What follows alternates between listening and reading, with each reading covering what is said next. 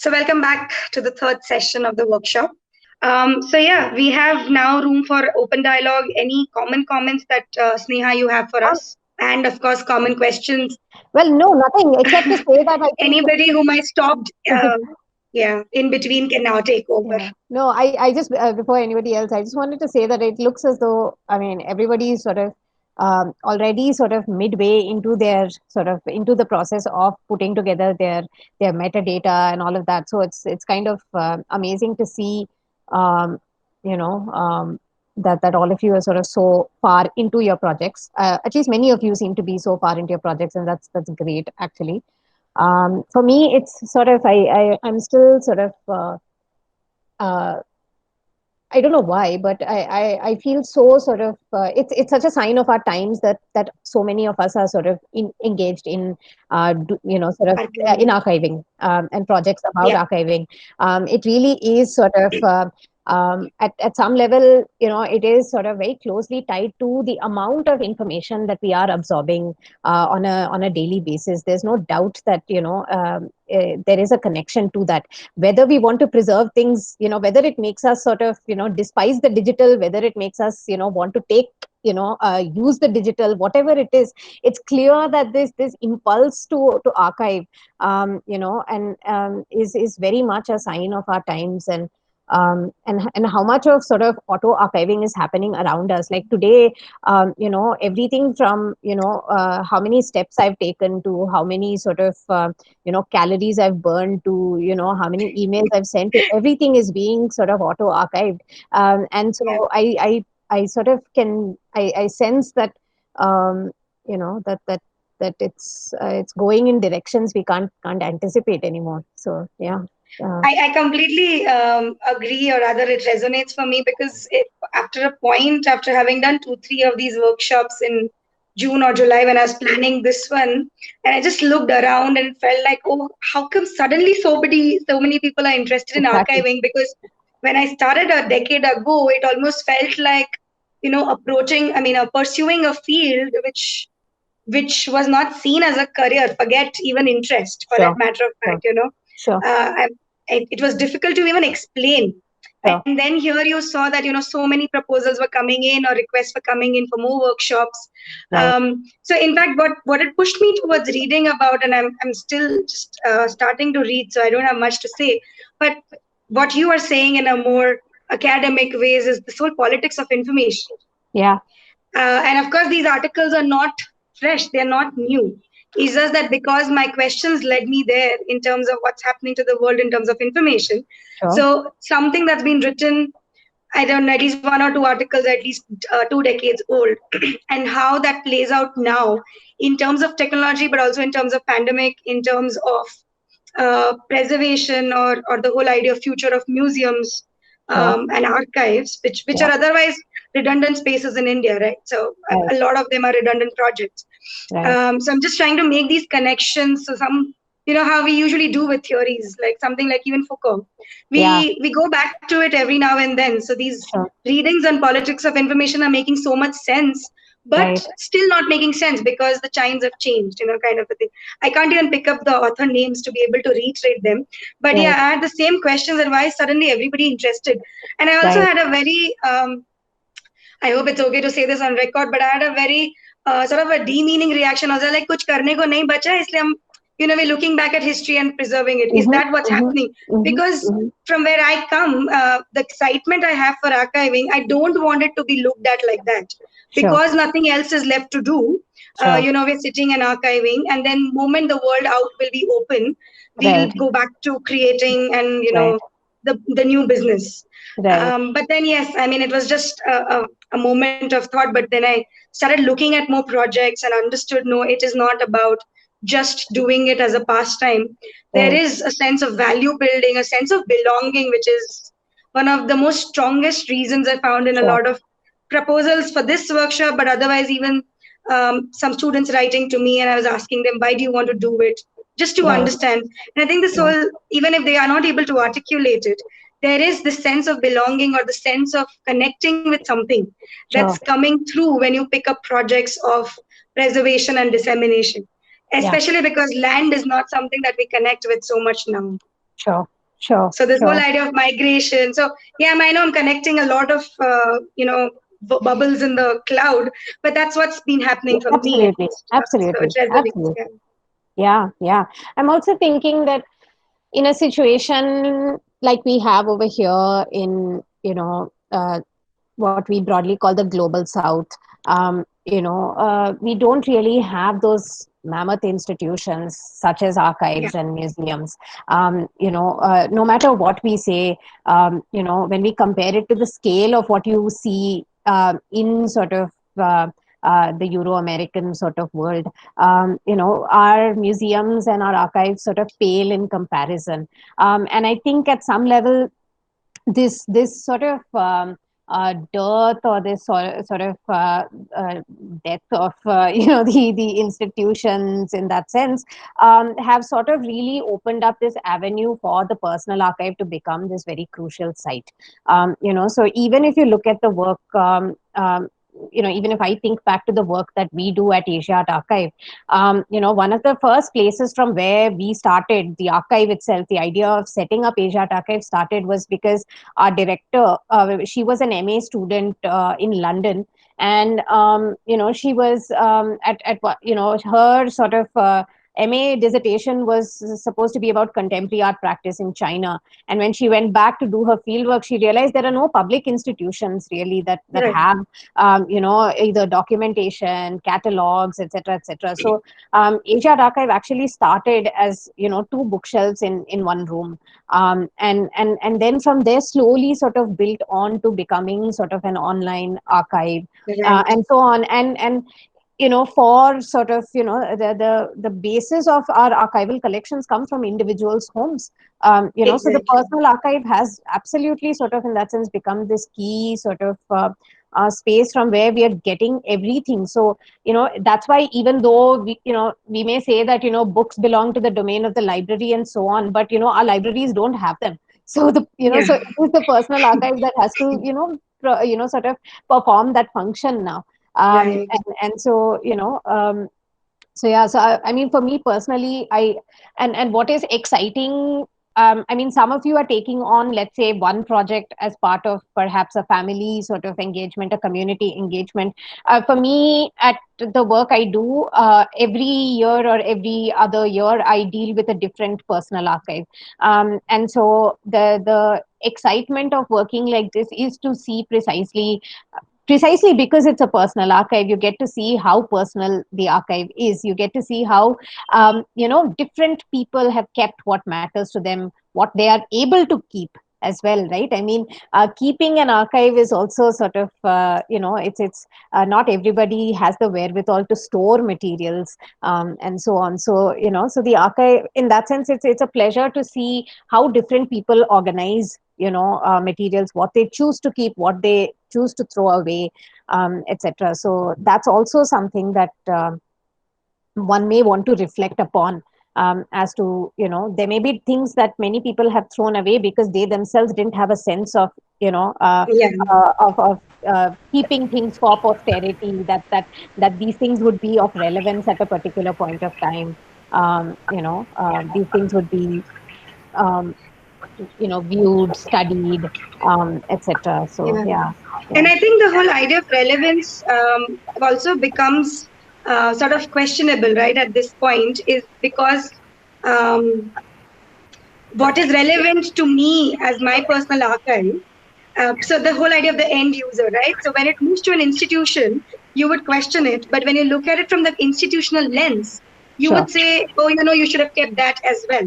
So Mhm. for me, I approach this subject a little from the other side, where having worked with all these three different scales and still associating with institutional archives or community archives, one realized that, what you rightly said, that the power really lies in the households. And if at that point the curation or the archiving is not sort of initiated, you can't maybe see it all through, but at Sure. least initiated, then what comes to the institution is way too institutionally driven. Right. So not to say that institutions are not important when it comes to archiving and Sure. or any form of cultural discourse, but to not take away the voice of the household or of people on the ground. And one of the themes that we're working with is to say empower people on the ground. Is where the sort of genesis for these kind of workshops took that can archiving go into the households if the archives are not coming to the institutions, and then there is a dialogue between the two. And it would be very interesting to see what that dialogue emerges to be, because the moment even at Sept Archives we got collections which were curated, it surely made our lives so much simpler. I mean, compared to sitting with this mammoth of data and having to sift it all through. Whereas Leo Pereira, one of the architects from Ahmedabad, said, I'm going to pinpoint exactly how many projects and the number of drawings and send it to you. So then, of course, the inquiry is different. Why did he do it like that? But at least you don't go through that kind of a hassle as an institution. Sure. And I think one of the nice things about the times are that, the technologies have sort of become, so, let's say convenient. So that you don't have to really sort of have large infrastructures in order to build personal archives, right? All you need is if you have a good quality, camera, and, you have a computer, you're basically sort of, and, and nowadays the interesting thing about what people are doing with archives is also precisely because they are not institutional archives, they're finding these amazing platforms for them, right? Whether it's websites, whether it's a blog, whether it's an Instagram page. Exactly. So, so I think that's also what has enabled, I think, more people to get into these practices. So one of the comments I usually make is, even when you were saying resource intensive, I highlight the real resource is time. Sure. Archive building, I agree, it takes money, it takes infrastructure. But until this point, till 2020, when I used to pitch projects or people pitch project and told them how long it takes, there was a resistance because it is not a quick process. Absolutely. And I said, there is no instant mechanism or an instant recipe that I can suggest. It's only in 2020 that I really saw that, okay, there is, because the slowness was sort of put onto you. And then, you saw the value of, but time is the real resource that you spend apart from everything else. Absolutely. That's what you be prepared for. There's some interesting questions coming up. Should we limit our archive to material in our possession, or how do we include material in other archives but are critical to the narrative?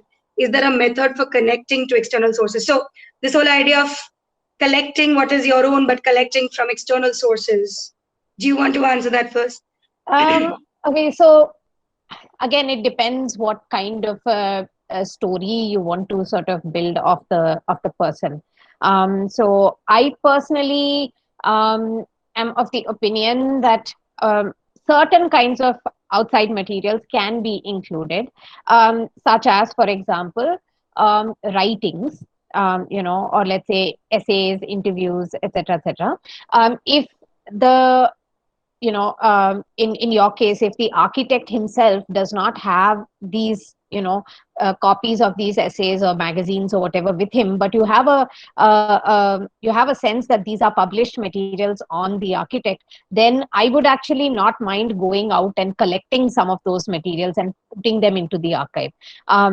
So as far as material that are critical to the narrative is concerned, I don't think that should be a criteria whatsoever.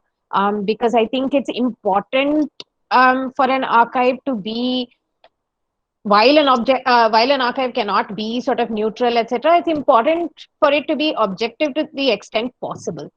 Which means that if there are sort of critical sort of narratives, counter sort of narratives, etc., and this is something that the person has read, the person has been aware of, then definitely it makes sense to sort of, it would make sense. But again, it there's no sort of hard and fast rule about it, is my sense of things.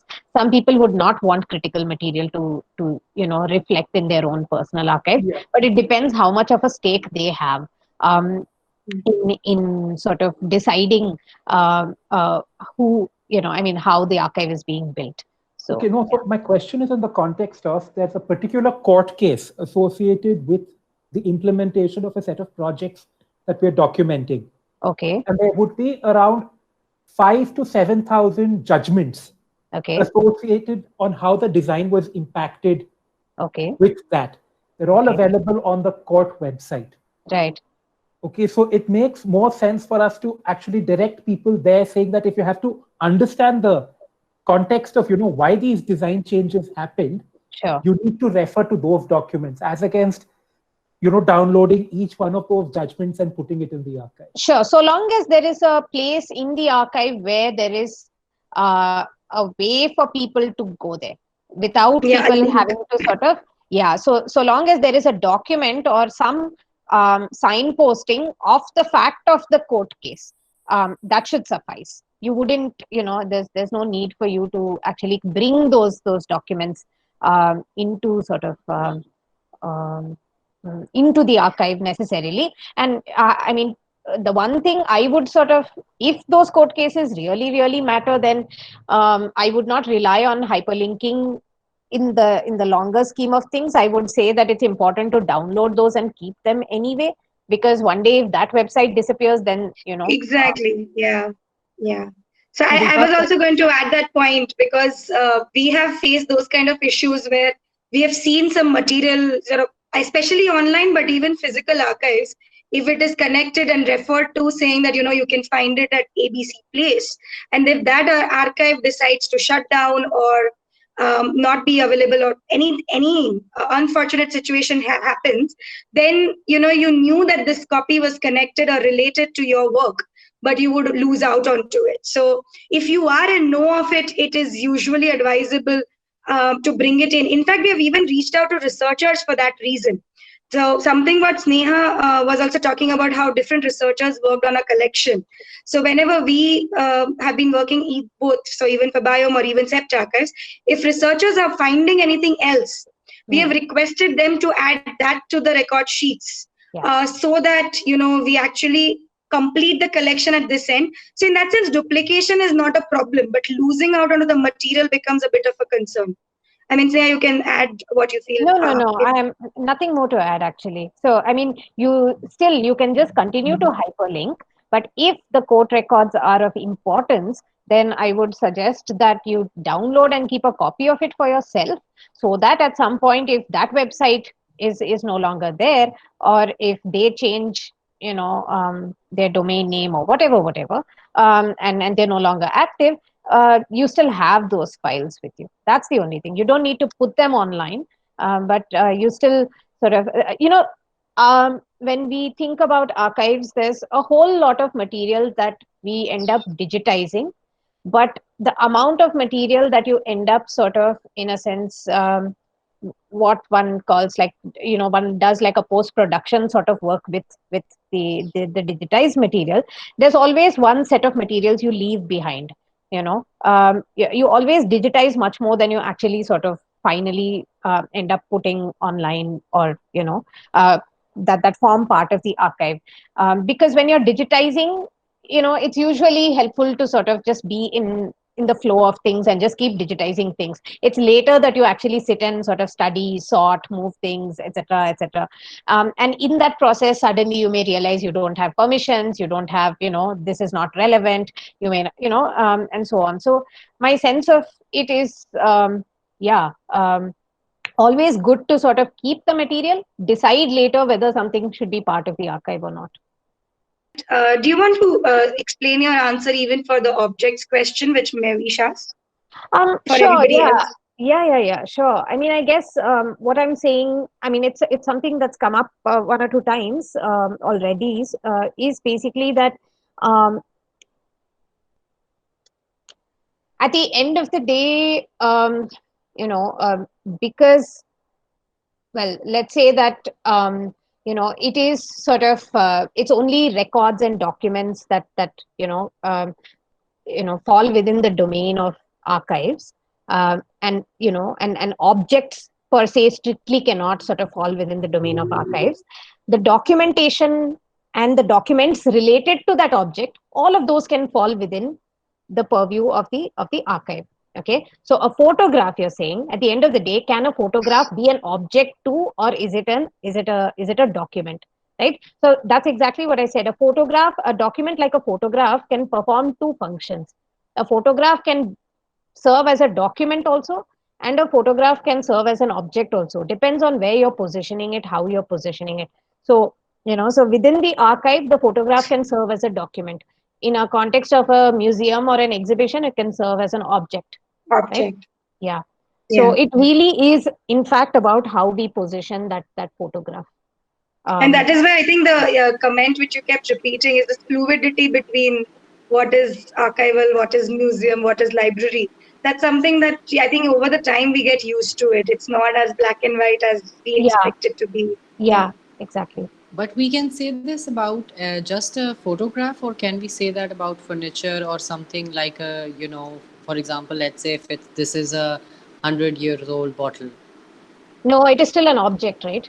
A bottle is very clearly an object in the way that a photograph or a map, a photographs, maps, etc., play sort of double roles in that sense. They are objects, but they're also documents.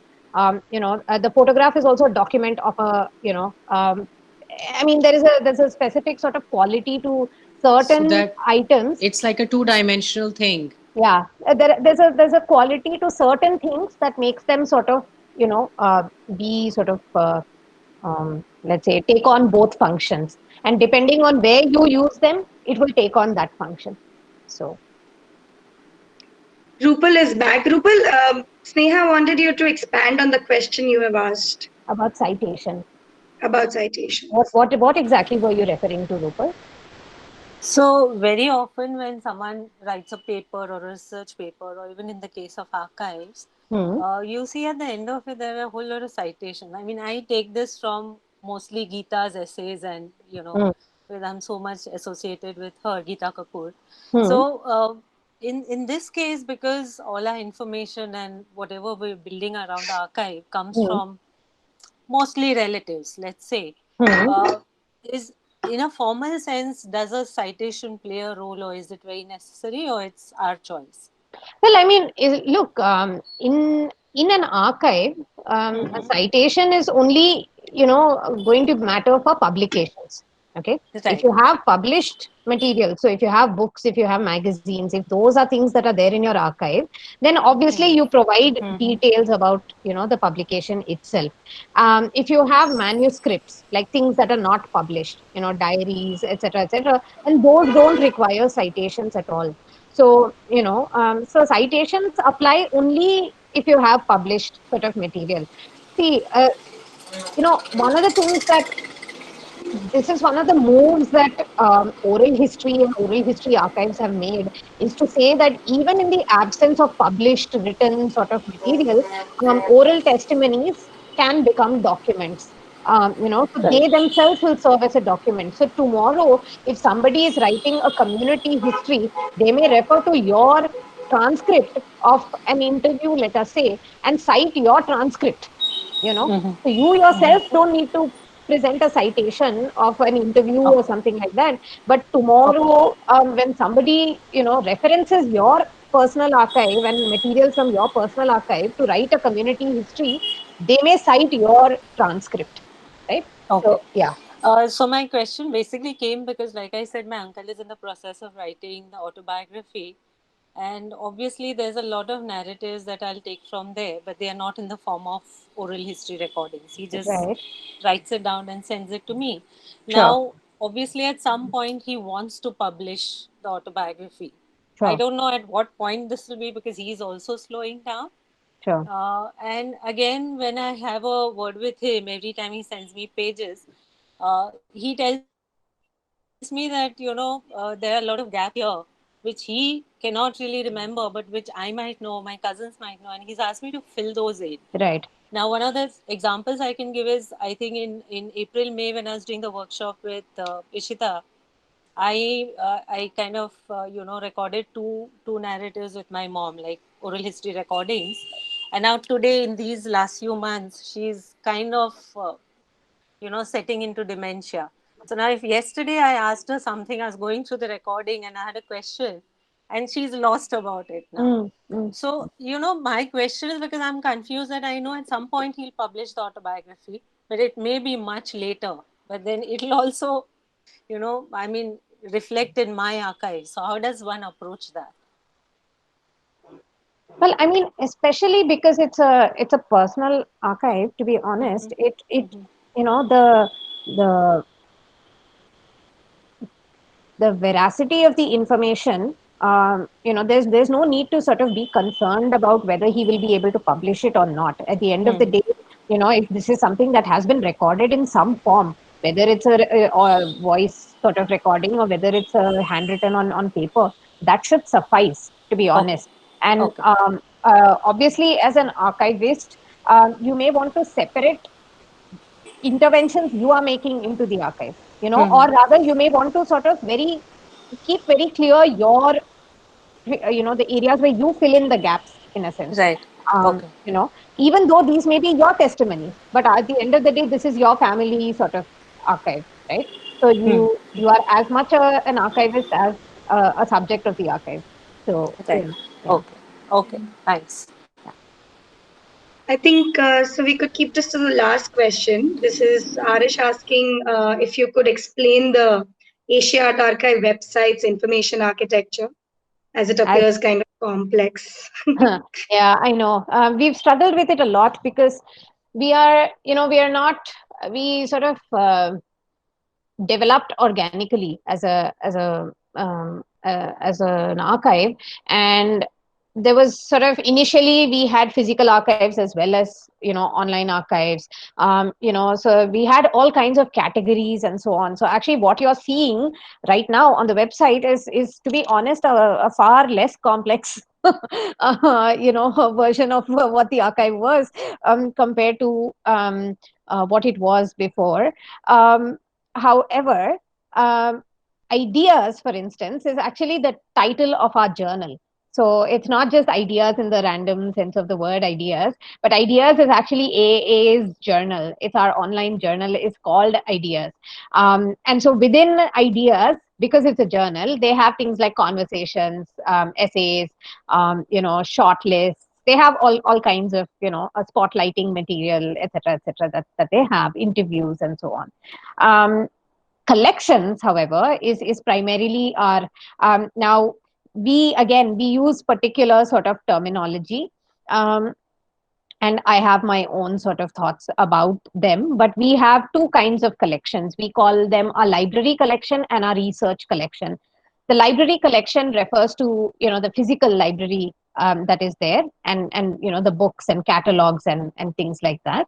And so what you will find if you go and see the library collection is basically you'll get your basic sort of call number, book name, publisher, all of those sort of details. Research collection, on the other hand, is fundamentally, maybe what I can do, if you don't mind, is to sort of just quickly share screen and Yes, just take please. you through Yes, it. yes. Hold on. All right. Let's see. Okay. So let's maybe just go to the main page. This is going to take time because our website is anyway a bit slow. All right.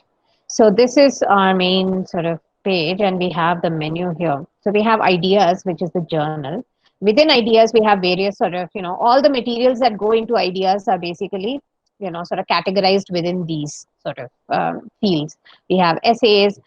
We have what is called collection spotlight, which is basically, taking a couple of, key documents from one research collection and just spotlighting it.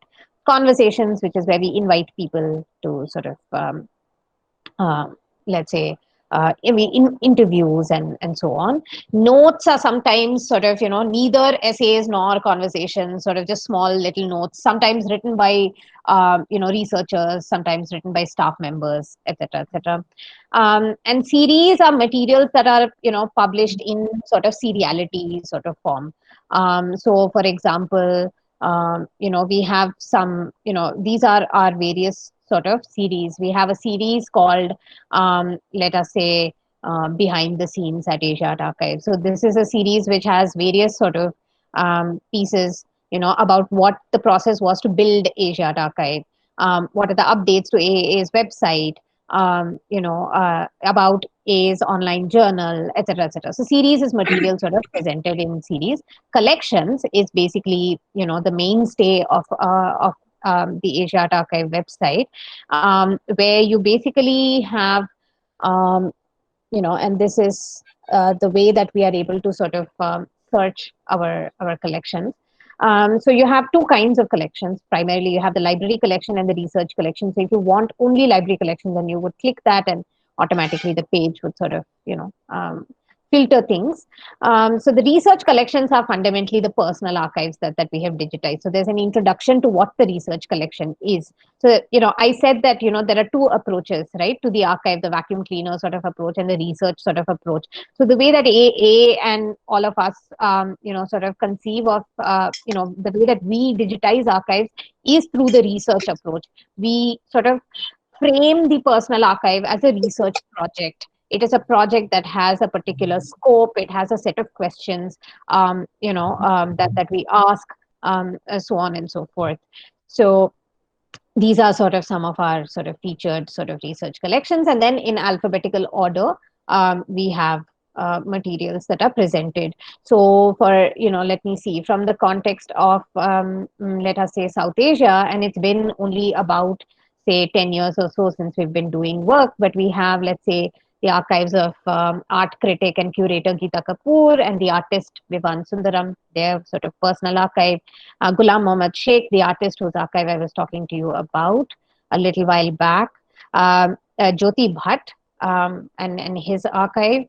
And then we have KG Subramanian, another artist educator. So we did an entire series on 4 artist educators from Baroda. And sort of focusing on their archives as artists and as educators. The artist Nilima Sheikh, again Baroda based, her archive. We have photo documentation of a particular sort of theater performance called Om Swaha, which was documented by the artist Shiba Chachi, who was at that point a photojournalist. We have a small sort of portion of the archive of the artist Rashid Araeen. We have, so you can see that we have different collections. We have Salima Hashmi, we have the Rohtas Gallery in Pakistan. We have Zubaida Agha, Wahab Jafar, etc. So these are, this is the mainstay of our collection. And every artist archive, the tree structure depends on sort of what materials we find in their archive. So you see the tree structure present on the left-hand side, right? So this was sort of the folder that I had, given as an example of documents which on a particular exhibition. So we have the catalog, we have letters, all of those things could have gone into, the letters could have gone into correspondence, but because they were pertaining to this one event, we chose to put them, together over here. So we have photographs, etc., etc. So yeah, so these are basically, and you can see also another thing that we have said that certain things are on-site access only. Now this catalog itself, if you click on it, you'll be able to download it as a PDF. But these, say that they're on-site access only in the sense that one has to get in touch with us. Of course, earlier one would say that, please come over to our archives and look at them. But in this day and age of the pandemic, when nobody is able to travel, we're seeing how we can make, sensitive documents like this, whether we can make these available to people or not, etc., etc. So it's still a sort of complex area. So collections are one sort of main sort of portion of our archive. Resources typically focus on, we sometimes come up with research and art grants. We have teaching material for educators, although this is primarily focused on people who are teaching at the high school and the middle school level. So there's we have some things called creative exercises during the pandemic. We worked with a lot of, art educators to come up with materials, lesson plans and things like that, because a lot of teachers found that, sort of sustaining the interest of students during, online classes, etc., was not the easiest thing to do. So we developed, resources for teachers, right? So we have teaching materials, we have mini courses. So whenever we have our colleagues present on a particular area that they know well. We put them out there for everybody to view. So these are educator resources. And then we have programs. So a key sort of component for us at the archive, and this is something not a lot of archives do. I mean, archives as institutions, not too many of them do, but for us, it's important that we activate the material in our archives by organizing sort of programs. These programs sometimes take the form of exhibitions. So there's actually an exhibition going on right now at the Asia Archive main sort of office in Hong Kong. But we also do a series of online programs called Life Lessons. And, so these are sort of online talks that go on. We do workshops, like we've actually put out an open call just a little while back for the workshop. Various sort of programs, etc., etc. So these are sort of, the focus of our archive is very, very, what helps our archive, I have to say, is that it is very clear in its focus on sort of contemporary art. And contemporary art in the sense that contemporary art is understood, in that narrow sense of contemporary art, and that helps an archive rather than actually sort of being a something that does not work in its favor. It actually works very much in its favor, because everything then can be oriented towards people who are in this field. So this is just a quick glimpse of what the archive is. Thank you, Sneha. Thank you for putting in the Thank you very much. Thank you very much. Yeah. All right. So with this, I think we'll call it a close. It's been a long day for all of us across the screen. Yeah. I'm sure you're going to receive a lot of congratulatory remarks. Yeah, there's one here already.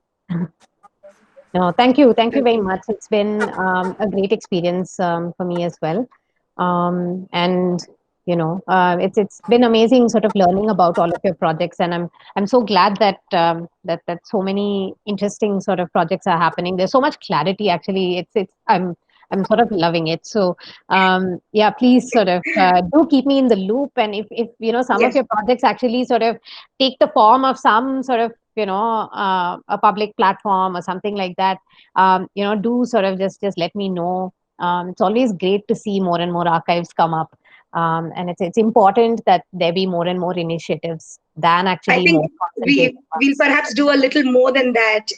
So our intention is that in January we at least have a demo, prototype or an exhibition or some form of something coming out, and we have dialogues about dissemination and curation. So we hope to have you back then. Yes. So Wonderful. Not just letting you know, we'll bring you back. Yeah. Sure. No. So, yeah, it'll be my pleasure. Yeah. Thank you so much for. Thank you, Sneha. Thank you so much for your time. And Thanks, Sneha. The only closing remark from my end for the group is we meet in a week's time. So these two exercises hopefully should push you into more specific directions. When I say actually three exercises. So one is defining your output and end user, moving on to digitizing and record management and documenting, so that when we move to story collection, which is the coming month, you have a sort of a bit of a robust or a more tangible plan or a collection in your hands.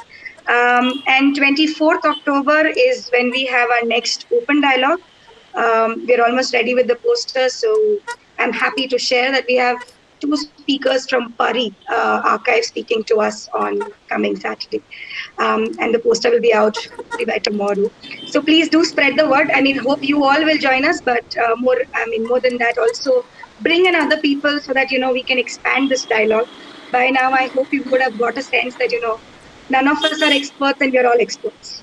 So the more people joining us for these conversations makes, I think, archiving interesting and creative. Thank you, everyone, and have a lovely Sunday ahead. Thank you. Bye-bye. Bye.